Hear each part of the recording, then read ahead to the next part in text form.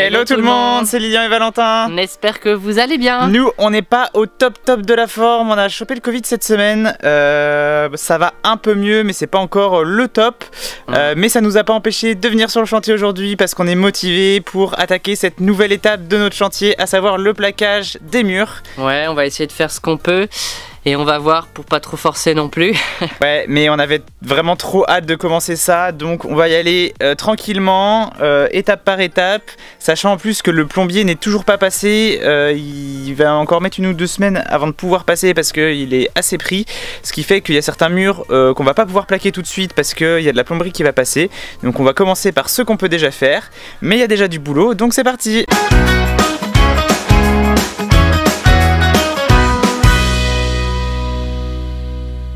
Et encore une fois, comme d'habitude, par quoi on commence? Un peu de rangement parce qu'on a besoin des plaques qui sont là. Et bah vous voyez ce qu'il y a au-dessus. Donc bah on va ranger un petit peu pour pouvoir démarrer. Bon, aujourd'hui la flemme de ranger les vis par taille.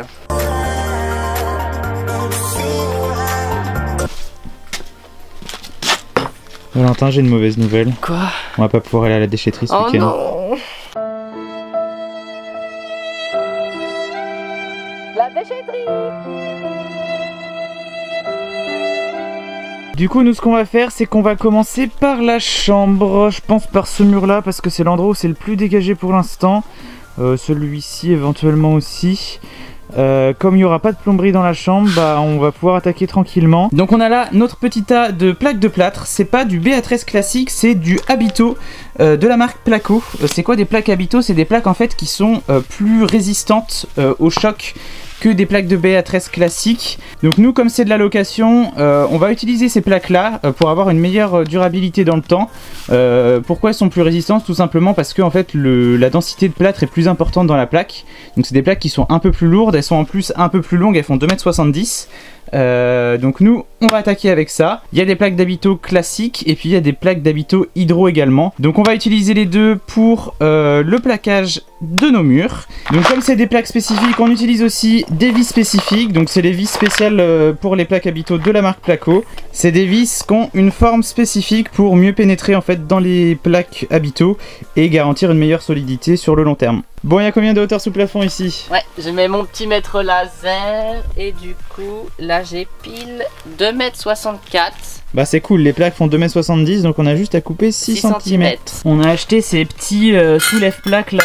En fait ça se met sur le pied comme ça et ça permet de soulever la plaque parce qu'il faut pas que la plaque soit en contact avec le sol. Donc là on va ramener notre plaque sur ces petits soulève-plaques et puis on va bien la positionner sur ce mur.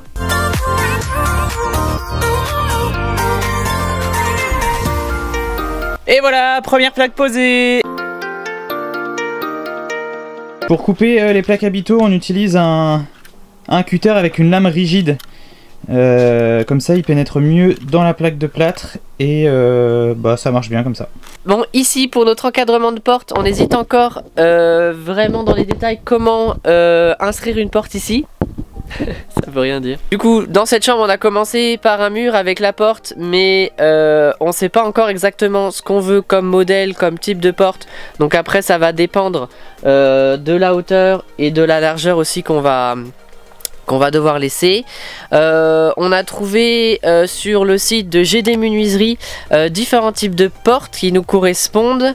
Sur ce site, ils proposent des portes classiques, des portes à galandage, des portes avec des structures coulissantes comme ça, et aussi des portes extérieures.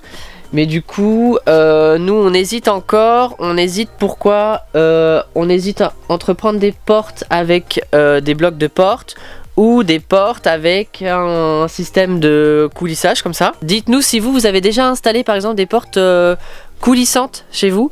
Nous on n'a jamais encore eu l'occasion et c'est vrai que ça serait peut-être intéressant pour ici parce que les espaces sont assez restreints et ça permettrait de pas avoir l'ouverture d'une porte comme ça dans la chambre alors qu'il y a déjà le lit, et pareil dans le salon avec les meubles qui peuvent y être, et également pour cet espace là où il y aura la porte vers la salle de bain ou dans la chambre, donc ça permettrait d'éviter de l'espace. On pensait partir sur ça. On n'est pas encore fixé totalement, mais voilà.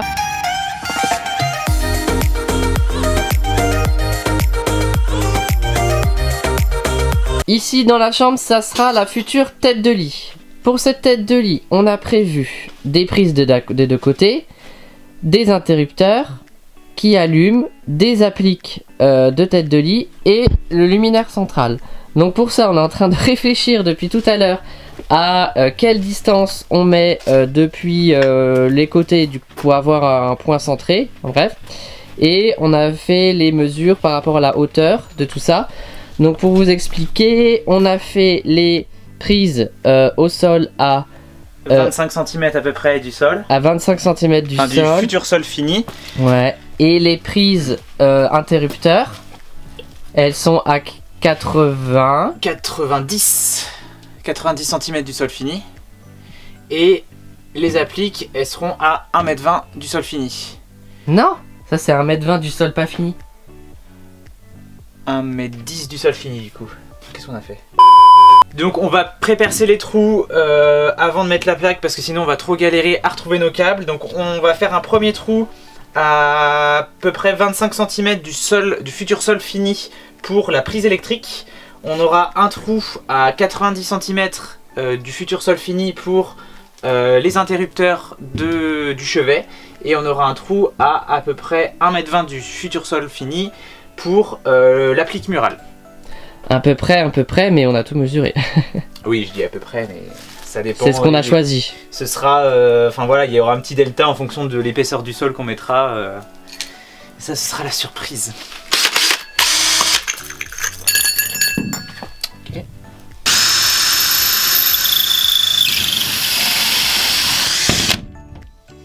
Un peu loin là. Ah, on est vraiment pas loin, attends là. 12 seconds later. Bon, changement de plan. Changement de plan, on trouvait que ça faisait vraiment trop rapproché comme ça.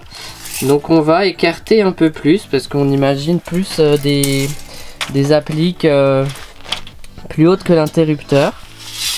C'est ça de penser à la déco alors qu'on n'a même pas fini de plaquer les murs. Du coup tu prends combien? Je sais pas, moi je mettrais bien un 70 hein. 70 cm d'écart? 1,70 m. Sachant que... Ah, c'est haut ça. Sachant que à la fin ça va faire 1,60 m. Mur fini. Ça fait une applique à hauteur de tes yeux quoi. Qu'est-ce que vous en pensez? Moi je suis perdu. Une applique à hauteur des yeux. A few moments later. Le choix est définitif? Oui.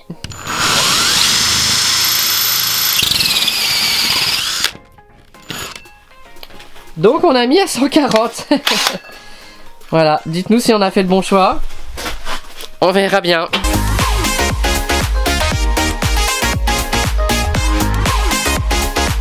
Au milieu des plaques habitaux, il y a des petits points noirs qui permettent en fait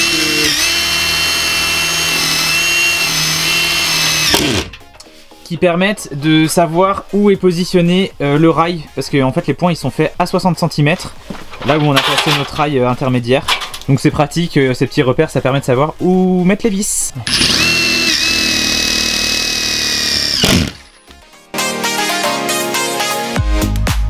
Maintenant on perce les trous avec la scie cloche de 68 mm.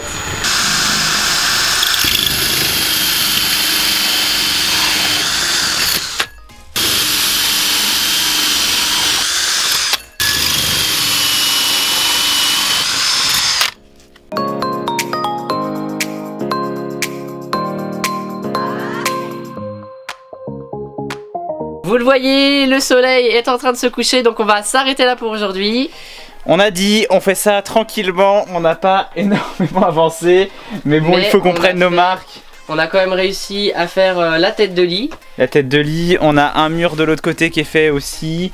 On a eu 2-3 difficultés où on a eu besoin de réfléchir. Ouais, enfin, voilà, c'est le début. Là, c'est les premiers murs qu'on plaque. En plus il y avait tous les jeux d'interrupteurs centrés qu'il fallait centrer par rapport au lit, plus les problématiques de cadre de porte. Il n'y a aucun mur qui est facile en fait là dans cette pièce non plus. Oh bah je crois que ça va être ça dans toute la maison. Toute la maison. Bon allez, on se retrouve demain. Ouais, on se retrouve demain. Et c'est une nouvelle journée sur le chantier, on a perdu un soldat dans la bataille, je suis tout seul ce matin. Je crois que le changement d'heure et le Covid ont eu raison de Valentin. Mais bon, je vais essayer d'avancer quand même un petit peu, même si ça va pas être évident parce que les plaques habitaux sont quand même relativement lourdes. Je pense que je vais m'attaquer plutôt à tout ce qui est contournement de fenêtres et puis les endroits où c'est pas des plaques entières. Et puis Valentin devrait revenir cet après-midi, donc j'attaque tout de suite. Bon, je vais pouvoir commencer par ce petit morceau là qui nous reste sur le mur de la tête de lit.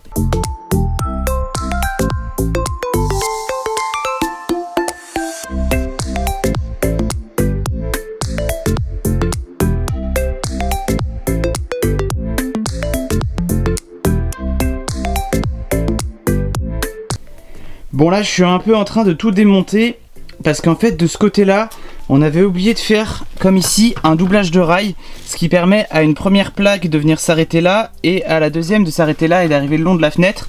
Et donc ici on l'avait pas fait, donc grosse galère. Donc là je vais refaire le petit doublage de rail ici et puis après je pourrai remettre l'isolant et couper la grande plaque qui va venir ici. Et voilà le petit doublage.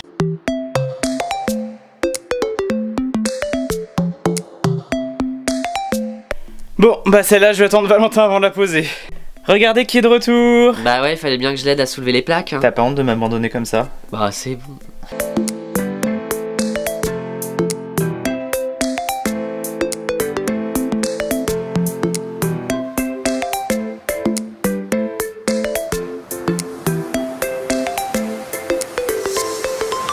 Bon là, il y a une prise d'un futur radiateur qui sera sous la fenêtre. Donc on va regarder à quelle hauteur on doit mettre la prise et surtout est-ce qu'on doit mettre la prise au milieu ou sur un côté ou de l'autre du radiateur. A few moments later. Donc pour le radiateur, on a décidé de le placer centré en dessous de la fenêtre. Après pour ça il faut savoir que le radiateur il faut qu'il soit à 15 cm au-dessus du sol. Et le radiateur après il va cacher la prise. Donc la prise, on peut décider de la mettre centrée par rapport à la fenêtre aussi. Sauf que nous, au centre de la fenêtre, on a un rail pour soutenir la plaque. Donc on va légèrement décaler l'interrupteur sur la droite. On aurait pu le faire sur la gauche. Mais voilà.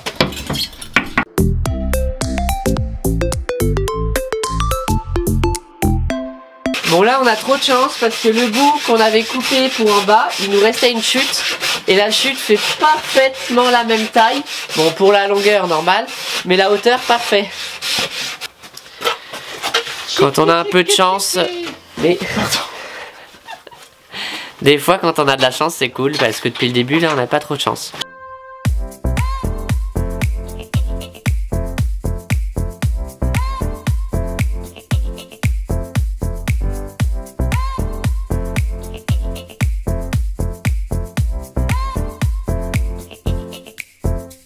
Et voilà, une bonne partie de la chambre est plaquée. Il nous reste ici l'encadrement de la fenêtre à faire, donc ça on fera ça plus tard. Et puis nos deux encadrements de porte. Celui-ci, parce que ici on va redescendre en fait, on va mettre un petit coffrage en haut pour pouvoir faire un système de porte, soit à galandage, soit ouverture quand on aura décidé. Et puis pareil ici, on va sûrement devoir rebaisser un peu le niveau de la porte. Donc on se garde ces deux parties là pour la suite quand on aura commandé nos portes. Et là je voulais juste vous montrer un petit truc, c'est notre fameux film polyane, parce que là on voit bien. Donc ici on a notre isolant phonique, on a le film polyane qui vient derrière l'isolant phonique, le rail, la plaque et le film polyane qui revient devant, ce qui fait que quand on coulera la chape, et ça va garantir l'étanchéité de l'ensemble de la structure. Voilà, et donc là on va pouvoir attaquer le mur du salon.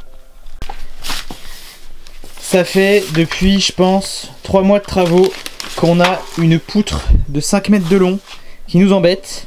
Je pense qu'aujourd'hui on va la découper et on va la ramener chez nous. Parce que là ça va encore nous gêner. Regarde le passer le balai là.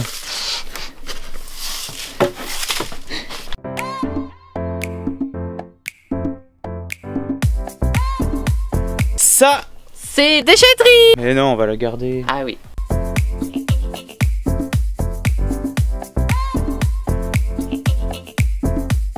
Pour les découpes en longueur dans les plaques, ce qu'on fait, c'est que on met nos 2 repères de chaque côté de la plaque. On a tracé un trait au cordeau, ça permet que ce soit le plus droit possible. Et après, on va venir positionner la règle de maçon. Nous, on n'en a pas une qui fait 3 mètres. Donc du coup, on fait en 2 fois. Et après, on coupe avec notre cutter lame rigide le long du trait. Avec les plaques habitaux, faut pas hésiter à repasser 2 fois sur le même trait.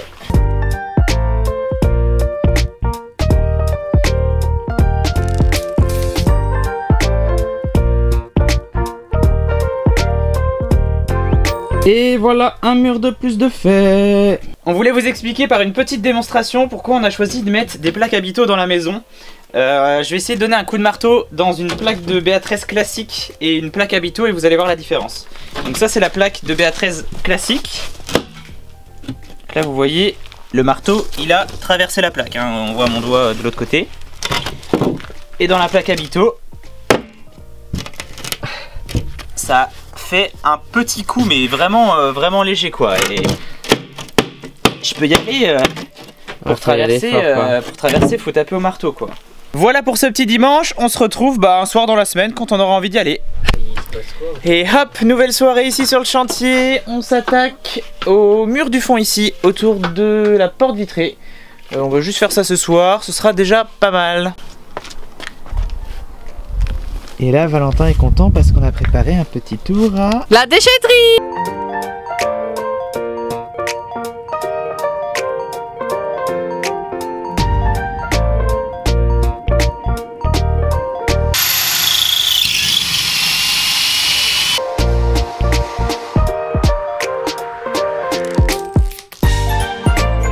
Donc là on a d'abord accroché ce morceau de plaque là parce que ici notre autre plaque elle va venir à champ de celle-ci, donc pour être sûr d'avoir le bon angle et de pouvoir un peu raboter le bord de la plaque pour faire quelque chose de propre, on a d'abord mis celle-ci et là maintenant on va pouvoir s'attaquer au mur.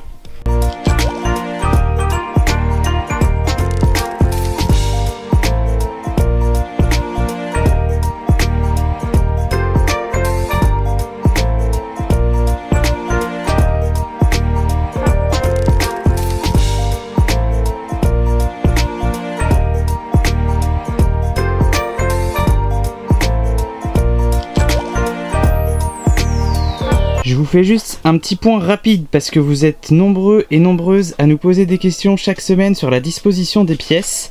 Donc là on est au niveau de la porte d'entrée qui donne dans la future buanderie. Donc là il y aura un espace avec des rangements sur le côté à gauche. Et là en fait il va y avoir une cloison pour les WC qui seront à cet endroit là et la machine à laver qui sera à cet endroit là. Donc faut imaginer que la pièce elle sera pas si grande que ça au final parce qu'elle sera séparée par cette cloison. Là il y aura un petit peu de rangement, le compteur, peut-être quelques étagères au bout ici. Et puis là on aimerait éventuellement faire une cloison peut-être arrondie. Voilà donc on sait pas encore si on va faire ça. N'hésitez pas à vous abonner pour ne pas rater la suite bien sûr. Et donc ensuite cette buanderie elle donnera directement sur la cuisine. Donc là il y aura le linéaire avec les plans de travail, les meubles de cuisine. Ici une partie avec le frigo. Et puis là on imagine mettre une petite table de bar ou une table voilà, de cuisine pour pouvoir manger avec un espace pour circuler. Et puis ça donnera directement sur la partie salon avec la télé qui sera vraisemblablement sur ce mur là. Et puis ensuite ici on donne vers la chambre. Donc là il y aura peut-être une porte coulissante, peut-être une porte qui s'ouvre, on ne sait pas encore, ça va être le grand mystère des semaines qui viennent sur les modèles de porte qu'on va choisir. N'hésitez pas à nous donner votre avis toujours par rapport à ça. Donc là on arrive dans la future chambre, donc il y aura le lit qui sera comme ça au milieu. Et ici on aura l'espace salle de bain. Donc là il fait assez sombre donc on voit pas trop. Mais voilà, il y aura la salle de bain qui sera là avec un meuble vasque sur la gauche. Et puis la partie douche qui sera dans le fond. Et voilà pour cette petite vidéo plaquage, on espère qu'elle vous a plu. N'oubliez pas de mettre un petit pouce et un commentaire, on se fait un plaisir d'y répondre. Comme d'habitude. Et puis soyez là la semaine prochaine parce qu'on va continuer le plaquage. On va notamment vous montrer les parties un peu plus délicates, à savoir les contournements de fenêtres, l'arche. On ne sait pas si le plombier va avoir le temps de passer d'ici là. Surprise. À mon avis non, mais bon, on sait jamais, donc on a encore de quoi s'occuper, ça y a pas de souci.